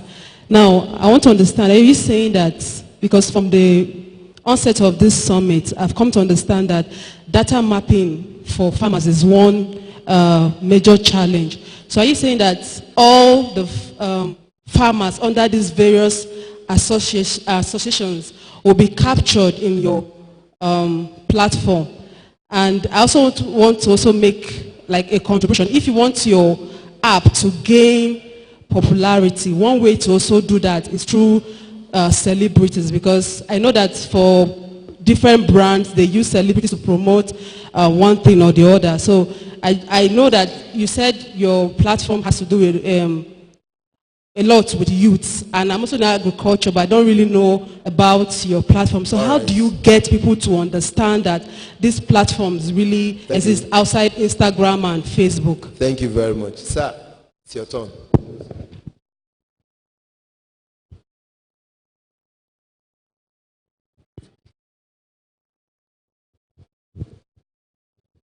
If you are in the news, you must have noticed that about 7 or 80 Nigerian youths were arrested as internet fraudsters in the US by FBI and the FCS. They are collaborating. It won't be long. The FCC will be going around. Any youth with a laptop might become a suspect. You see this as a potential threat to ICT in agriculture? That's my question. The potential threat of the rising arrest of youth, fraud and stuff. Yahoo. And I think the question also should go further to address data privacy, because a whole lot of these people collect so much amount of data from the farmers, and you have to be careful of the legal implication of how you will not use it against the in advantage of one or two other operators. So Smarter Fakan, I think you have. Yeah, quickly. Yeah, thank you very much. For the first big boss about cost of fish production and so on and so forth, livestock basically, developing economies, livestock production takes about 70%, feeding alone takes about 70% of in our client. But then with ICT, and you agree with me that feed formulation and all what have you have been enhanced as far back as some 20, 30 years ago, even in universities in Nigeria here. What is lacking basically is lack of what I would call strategic trade information. The universities, if I were attended, FUNAB or Makodi, and so on and so forth, ABU, have done tremendous work in this regard that end users perhaps are not aware of, or there is a gap between the ground and the town. Now, this partnership should address that. But then, once you have this, through ICT applications, you can come around how to formulate and so forth and eliminate the need to pay certain consultants, some humongous fees for services they go to download on the internet. Second question. Second question basically about data. Data is critical. I didn't show this in my presentation. This grammar, whether it is by SMS or by voice prompting or by data mapping, strategic, whatever, it's all about data.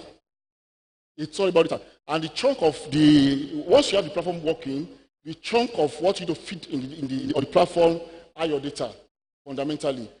So we can't shy from that. In fact, the precision of the application at all times, both what we're using now and what we're using in the future, will fall entirely on the quality and trust of data you are investing and you are feeding in. Thank you very much, sir. The third one, question, don't worry, sir. Okay. I will let Trevor, Greek, and Joshua respond to the third question about threat to the industry we are now.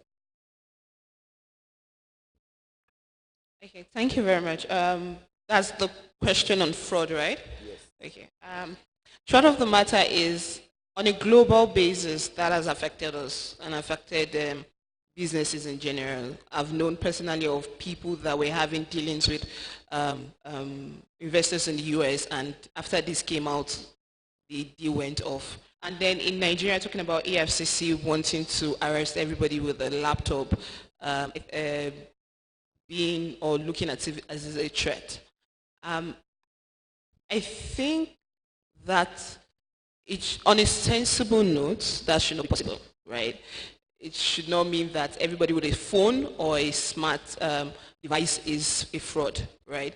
The way that they can go about it is making sure that all dealings or finding ways to make sure that you catch them, right? Because we know that Nigerians are smart, and we have more smart people that can catch smart people. So it's possible that we find EFCC should look for people that are cyber smart to work with them directly to be able to, because they are all friends, they know each other, they know everything. All right, I understand your point. Yeah. Converting the threat to opportunity. Okay, Mr. Joshua. Thank you very much. So from my opinion, what I know is that if the knowledge of technology, I can disrupt a particular space. That knowledge that I have, I would prefer to use it for the good things instead of the bad things. Now, it still boils down to the gospel of agribusiness.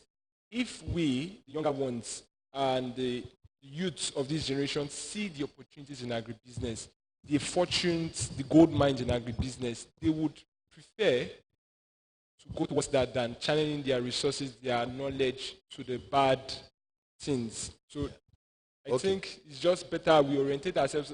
We can see the opportunities in the agribusiness space after it. Thank you very much. With that response, we come to the end of this session. We want to thank everybody for the participation and contribution as well as questions. Thank you. And we want to thank you for that wonderful wrap-up of Feed Nigeria Summit 2019. Let's put our hands together again for this formidable panel. Please, if you just rise for photographs. Okay.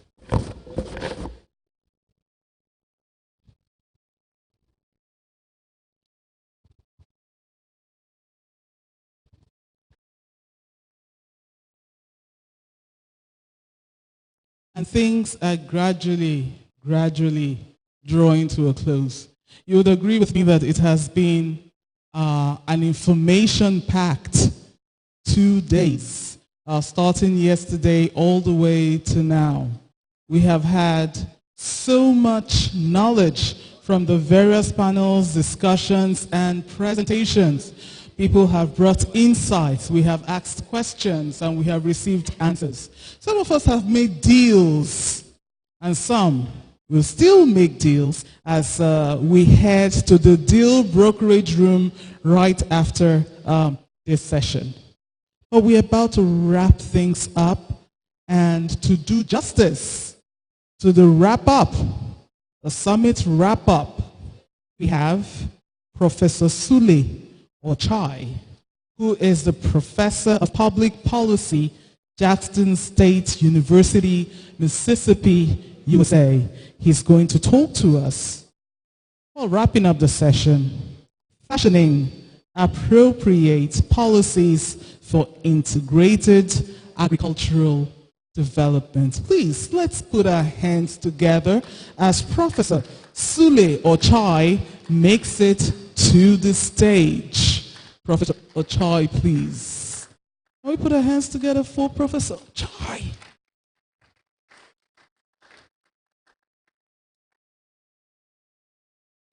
Yeah, I was going to say that. Once again, maybe if we clap a third time, he will appear. You know, 3 times a charm. A charm.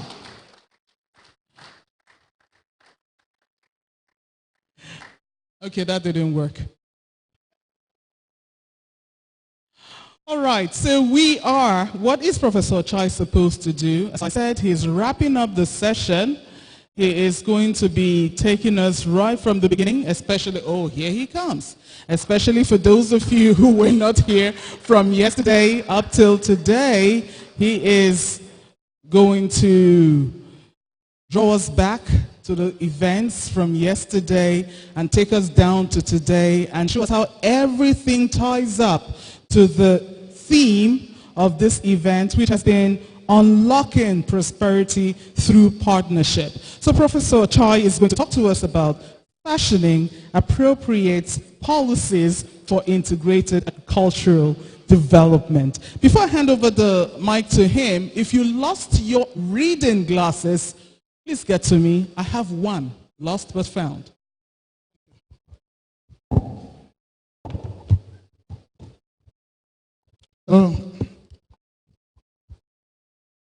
Good evening.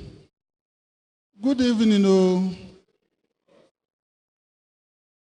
My name is Sule Ochai. I'm going to go through all the things, all the conversations we've done for the past, since yesterday and today. I think it's a pretty it's a little tough job. And I think all of us will work together to arrive at actionable policies that will take home and then be able to execute them. What Richard wanted me to do, he wanted me to do the theory. I don't like a situation, we just sit somewhere, I just sit based on what has been, discussed, then I prescribe. In the US, that's not how policies are initiated. Policies, they get initiated from the audience, from the constituencies. So what I want us to do is to do things differently. And the way I want it to be done is I will go through the conversation and the policy issues that emerge from yesterday's conversation. To my mouth? Okay. So I will go through the policy issues that emerged from the conversations we had yesterday and today. Then we should agree from the audience what are the key policy options or actions that we need to focus going away from here today.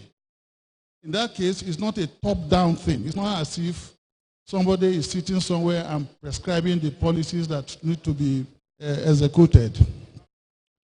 Does that make any good sense to all of us here?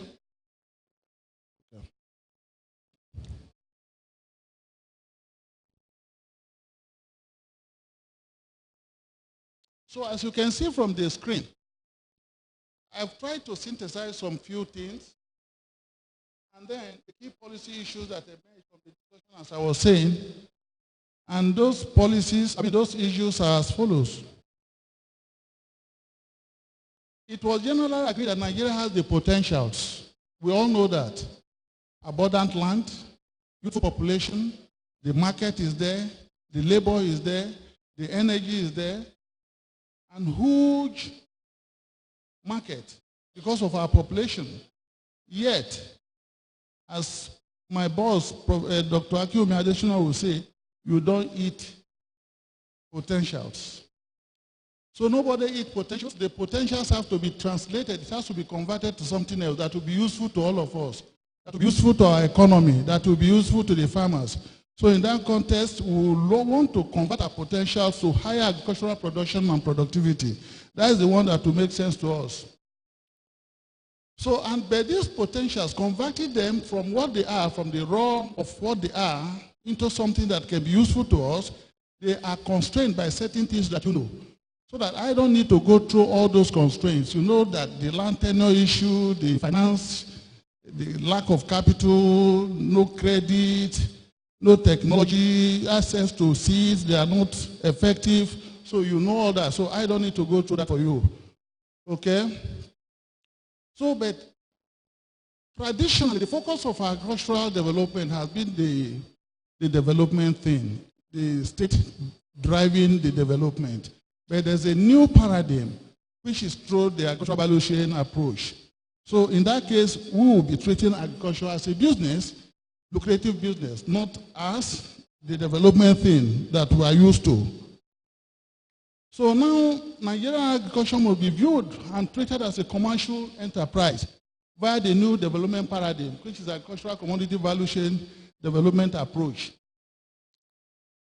So that is the synopsis. We all know that. Then these are the key issues from various themes of discussions we had yesterday. And from here, I'll go through one by one if possible. If you have patience with me, I'll go through them one by one. Then all of us will discuss what policies, intervention are needed to address the core issues. 4 or 5 will be enough for us, if you agree with me. So, from Martin's presentation on behalf of the President of African Development Bank yesterday, the few core issues that emerged that are policy issues, as far as I'm concerned, we know about low agricultural productivity, poor access to modern technologies, complex technology, testing and release across borders, and then agriculture is a very risky business. High harvest losses, like DBC said this afternoon, and then lack of political will. I think the lack of political will is a key policy issue. I was in Ethiopia a couple of days ago, and then we're meeting with the government officials, and we're asking them, how come? What did you do different from Nigeria that you have been on the news for close to two decades in terms of increased agricultural productivity? So from all the ministries we're going to and talking to them, the core factor there is political will. Political what? Political will. That is the core factor when you come to think about agricultural improvement or development in Ethiopia. Let me say this very quickly. So we're with the Minister of Agriculture. He said, they don't have the kind of money we have. So since they don't have the kind of money we have, so coming to think about agricultural development, they chose to go through agricultural development-led industrialization. In the sense that they didn't go to talk about manufacturing, they went through agricultural development-led industrialization. So that's the way that has been the philosophy of their approach. And secondly, we went to the Agricultural Transformation Agency. They institutionalized the agricultural transformation agenda like we had between 2011 and 2015. So I asked them, I said, how were you able to institutionalize this program? They said, well, they had to think about their people first. They have to think about their people first. And the advice to institutionalize the agricultural transformation agenda came from Bill and Melinda Gates Foundation. So Bill and Melinda Gates Foundation supported the idea to institutionalize the agricultural transformation agenda in Ethiopia. So I was wondering why that didn't happen during our own time when we're living in 2015. I'm not sure I can answer that question for myself. So uniting to grow Nigerian agroeconomy. What? Something is wrong here. Uniting to grow Nigerian agroeconomy. From the various discussions we had yesterday, we discovered that there's been a severe political interference in the agricultural sector. The team from Benue State, even the minister, the current Minister of Agriculture, he talked about interference, airlight capture, when it comes to agricultural sector in this country, poor infrastructure, diversification, and standardization. Without that, poor impact of research and development. And that's one that hit, I felt so bad yesterday. And that is why I'm so averse to theory when it comes to agriculture. Agriculture is not theory, it's practice. Agriculture is not what? It's not theory, it's real practice, real-time practice. So, and market failure, both in the inputs and the output market. We heard that yesterday. I think this, okay. Partnering for agro-industrialization. My professor talked about economic empowerment, creation of empowerment of employment and decent jobs, urban-rural migration, poverty, hunger, and inequality, structural unemployment, challenge of urbanization, pervasive process of industrialization. He hammered that yesterday, and I don't need to go through. So what can we do to address structural unemployment in our economy? What policy action, what intervention needs to be done? What interventions do we need to put in place to address structural intervention, structural unemployment in our economy?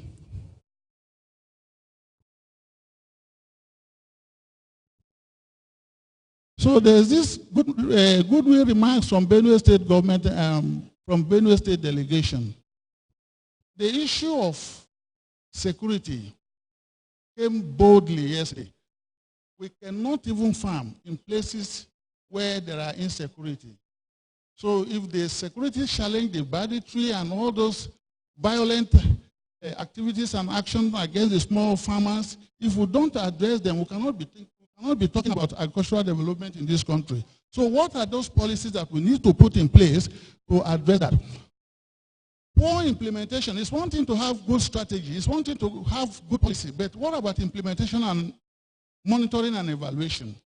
It's a core, these are core policy issues that we need to address.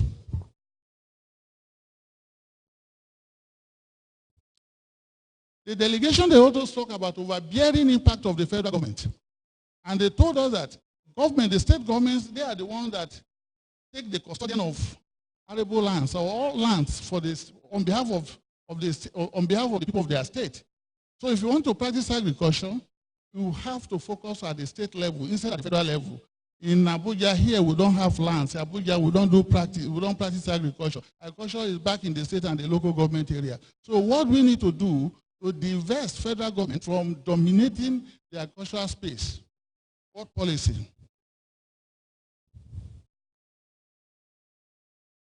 So special policy plenary section, food security and job creation through private, public-private partnership.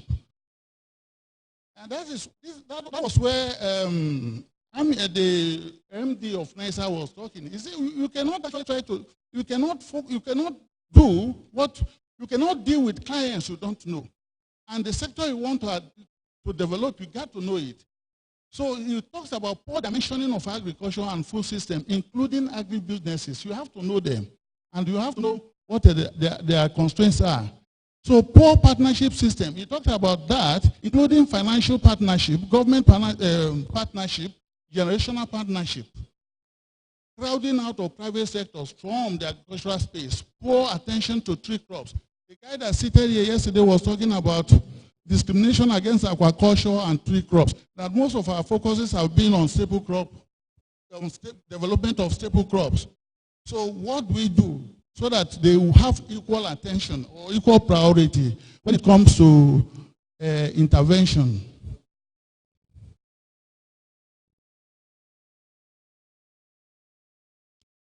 A new agricultural growth paradigm through smart value chain financing. He talked about aggregation and clustering. For economic of scale, the little farmers who cannot, for instance, help them to mechanize because of because of their small plots. So what do you do to aggregate them, to put them into cluster? That is a new model Ethiopian government is trying to put in place. They call it agricultural commercialization cluster. In other words, at their local level or district level, they aggregate, they put the small-scale farmers together so that they can come together and they will be able to have access to inputs and other productive resources.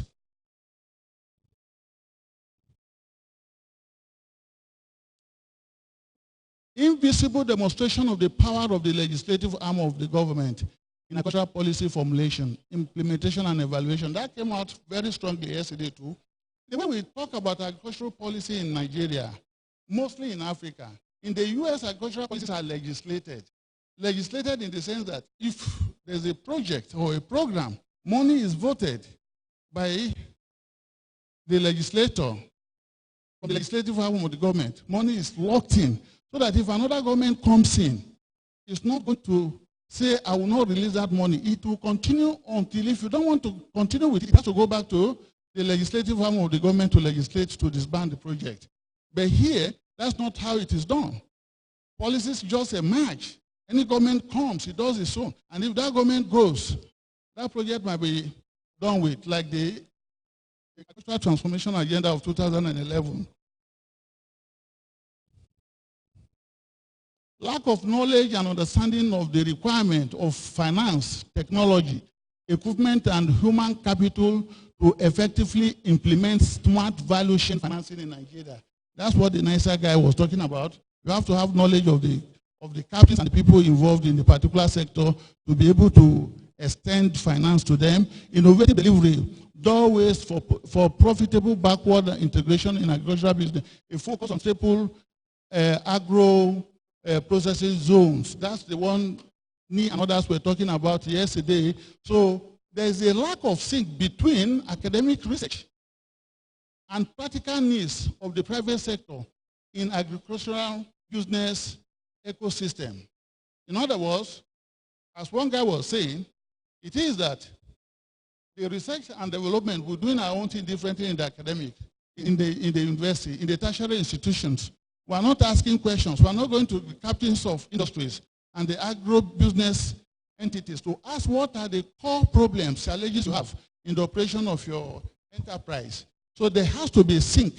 There has to be collaboration between the folks in the agribusiness space and then the research institutes and tertiary institutions. Inconsistent strategic trade. Okay, when Tony was talking about his company yesterday, the industrialization of cassava, tapioca, he was talking about, he mentioned about adaptation, poor adaptation of successful agro-industry models, inconsistent formation of strategic partnership between government and agro-business community, inconsistent strategic trade promotion opportunities. In other words, we just sit here, we have good models, we have good things are coming out of Africa, but how do we sell them to the global community? How? What do we need to do to sell those models, the good things that are emerging from our agricultural space?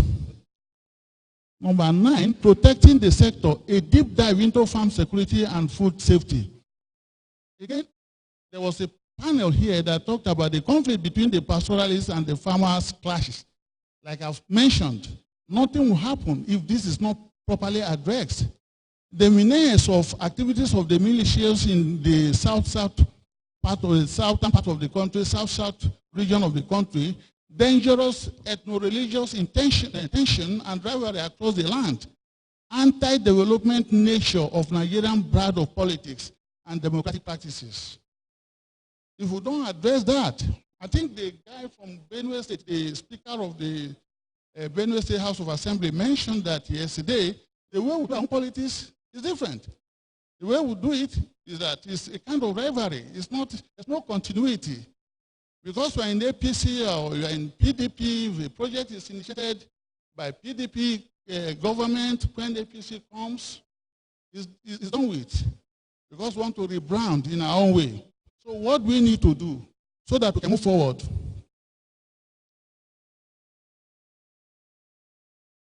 The science behind agricultural business: can productivity and nutrition challenge be surmounted by leveraging technology? So here the policy issues that emerged from that conversation yesterday are the following: inadequate knowledge and understanding of the benefits, opportunities, and potentials of biotechnology to advance agricultural production and productivity to address national food and nutrition security. People don't have good knowledge about the benefits of biotechnology. And most of the things that crop from, most of the conversations that come from that direction, from that space, is about hearsay. It's just about hearsay. And science is there to tell us whether the benefits are real or whether the dangers are real. So, but people who don't have knowledge. So in that case, what we need to do, what are the intervention policies and strategies we need to put in place to address that question? So, and institutional capacity and competencies to assess the efficacies of biotechnology products. That came up very boldly, yes, I mean, this afternoon. 11, what do I have there? Addressing the problem of economic subversion via multi-stakeholder engagement. Subversive activities of smugglers, of smuggling agricultural products across national borders. I think somebody just mentioned it a few hours ago. They just bring the rice to Cotonou, and the next thing you find them here in where? You find them in Nigeria. And they don't consume those rice there, but they import them and they bring them to Nigeria. So that is economic sabotage. And the guy mentioned, how can we address that?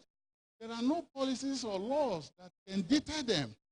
So if we close the border for a day, they will be able to understand that dumping those products, those commodities in Nigeria is not to the best of their interest because the economy depends on us. But there are no policies to address that.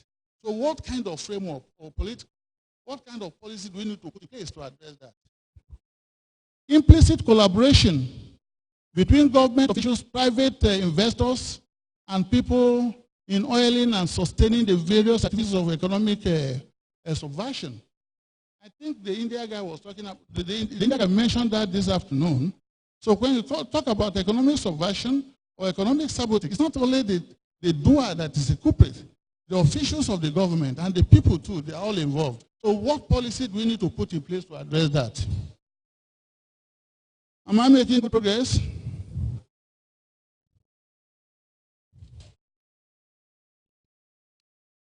So connecting post-harvest losses and then post-harvest losses mitigation to zero hunger goal. That's a presentation made by one of my colleagues, Dr. Araba, the director of SEAT. 4 major 2-3 things that he mentioned: poor harvest practices, poor coordination among actors in the supply chain, the segmentation. When there's no coordination between the various actors in the supply chain, we won't be able to optimize the benefits of that particular approach to agricultural development. So what do we do? What policy? Women, the vulnerables, and the youth. New era of purpose-driven action. The women, they complain that rural women lack adequate knowledge and access to modern production technology. We all know that. Unequal access and control over household productive resources. We all know that. Severe discrimination in the distribution of government subsidized agro inputs. They allege that. And we know women, they produce a lot. They are the fault behind the the agricultural production in this country, and then we discriminate against them. So what are those policies we need to put in place so to address that? And we know when the resources are in their hand, they seem to be more productive than the men.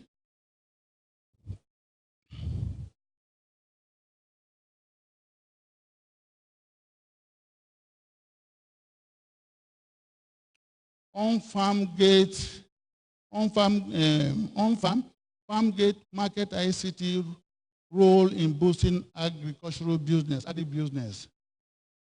So the key thing I see there is how do we leverage digital technology, including ICT, and the power of community-based, commodity-based association to optimize the benefits of agricultural value chain development approach. So what are those policies? So the floor is open for us now to talk about the policies of how we need to address some of these policy challenges. Thank you so very much. That's my synthesis of the presentation from yesterday to today. Thank you.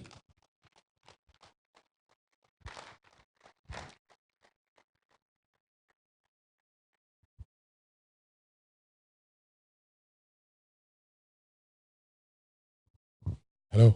Okay, Prof, don't go anywhere.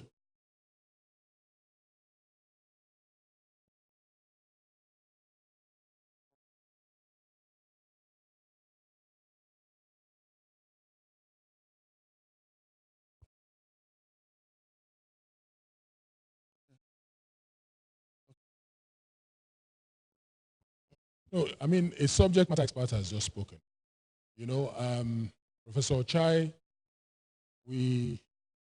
for those of you who don't know him, Professor Chai is a policy, professor of agricultural policy, okay? And if he has said he needs input from you, I suspect that he already knows the direction he is heading with this and has only decided to take us along with him. That's why I was just whispering to him that, yes, we have very little time, if at all we have any left, because we need to turn this place around for the Nigeria Agriculture Awards.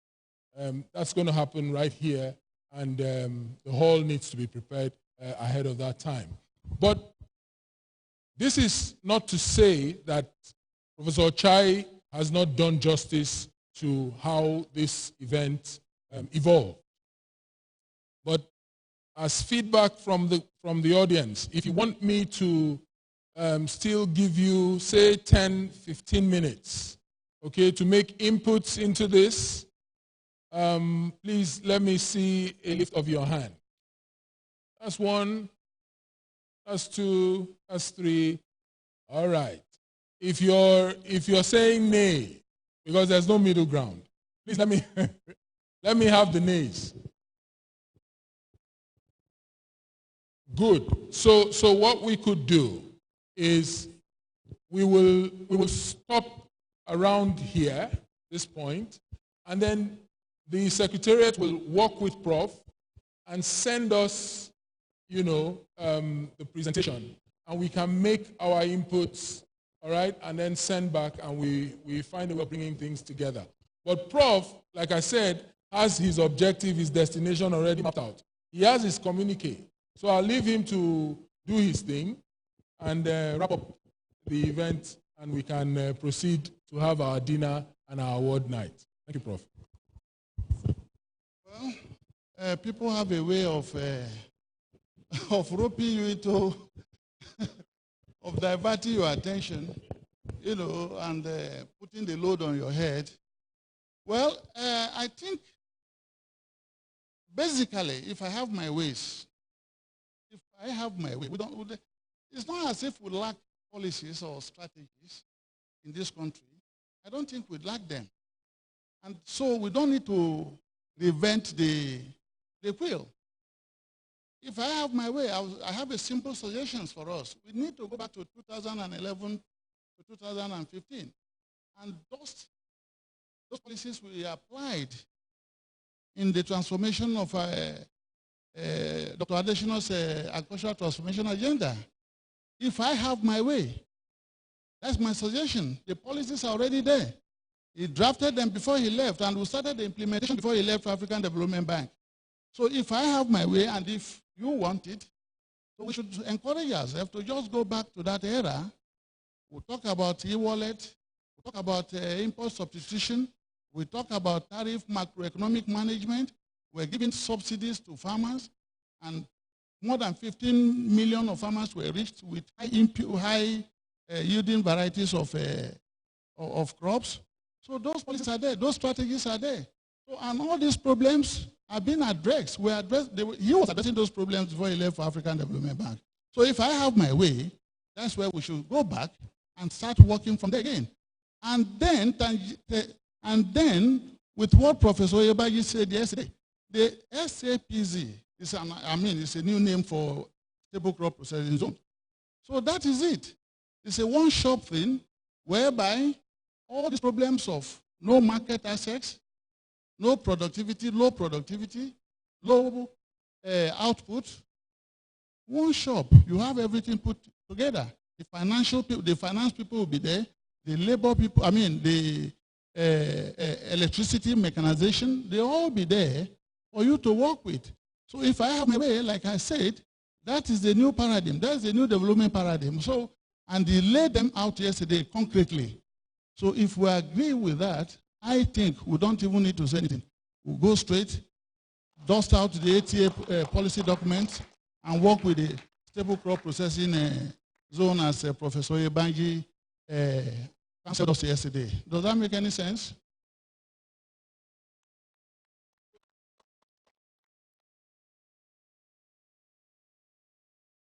Just to corroborate, I think a lot of the issues that came up on power, low productivity, all the basic issues around agriculture, we agreed yesterday that we can actually have a sort of a one solution, like Prof is saying, that framework of using a special agro-industrial processing zone. Today we had a very lengthy meeting with NASA, and we've agreed to work together on that score. I don't know, I don't have the permission to disclose it, but just to say that, we found that what Amit presented yesterday on the value chain is actually what I call the software for the broad framework, so that they come in with their own support into every zone. We are going to go to all parts of the country, wherever there's a crop, cassava, maize, millet. We've actually prioritized, and we have almost the same sort of priorities as they have. We have the 543. We all know the crops that are of great importance financially and security-wise to our country. So we're going to be working with them. African Development Bank will be working with NESAL, and I think that's a very powerful partnership. In fact, for me, it is the highlight of this meeting. I was on my way to TCAD when Richard told me, "Oh, Prof, we have put your name as keynote." So I just canceled my ticket, and came here. Other people are running to Japan, so I ran back home. So I believe that, as Prof said, I think this will be for us, if we can adopt it as a summit, as the main takeaway from this, to solve the problems that we have around agriculture. The rest of it, I'm sure they will send to you or everyone who had registered, so that we can then discuss modalities. Like he said, there's nothing new under the sun. It's for us to just get on and just do it. And I want to thank Richard and everyone who have stayed all day long from yesterday till today for coming to this meeting. I think it's been worth its while. As far as I'm concerned, and I can say on behalf of Africa Development Bank, it's been worth the time. And I believe so also with all of you. We pray that Nigeria will move forward, and that the prosperity that we've all been clamoring for this time around. I told the man yesterday that for me the greatest gift will be for this thing to work. I'm not looking for anything else. That we can say that after all these years, we found that magic bullet that made agriculture to become a big business in Nigeria. Thank you very much.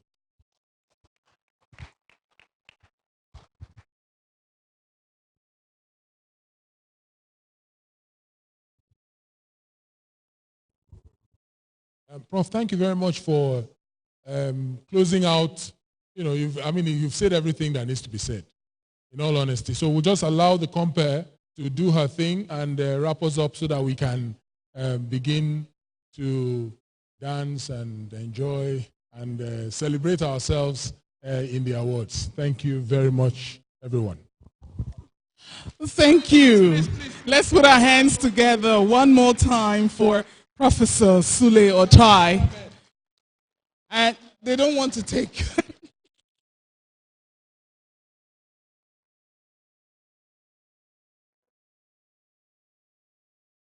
So as we take final photographs, we are wrapping up this session.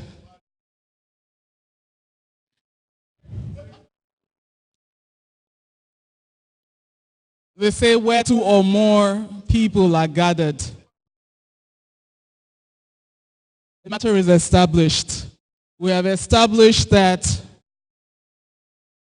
Feed Nigeria Summit 2019 is indeed living up to its theme of unlocking prosperity through partnerships.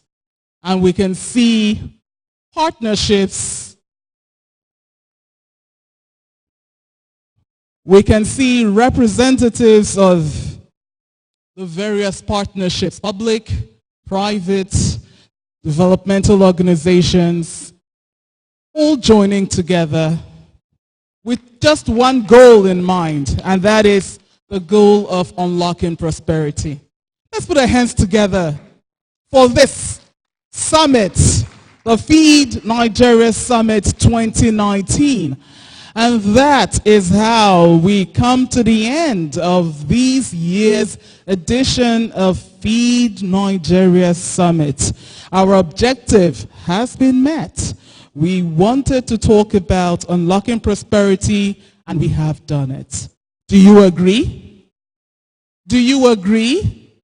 Aha. And so we look forward to 2020, when we'll be meeting again and talking more about how to move agriculture forward in Nigeria. Until I see you again next year, I say thank you on behalf of Feed Nigeria Summit Organizing Committee 2019. I say thank you and God bless you all.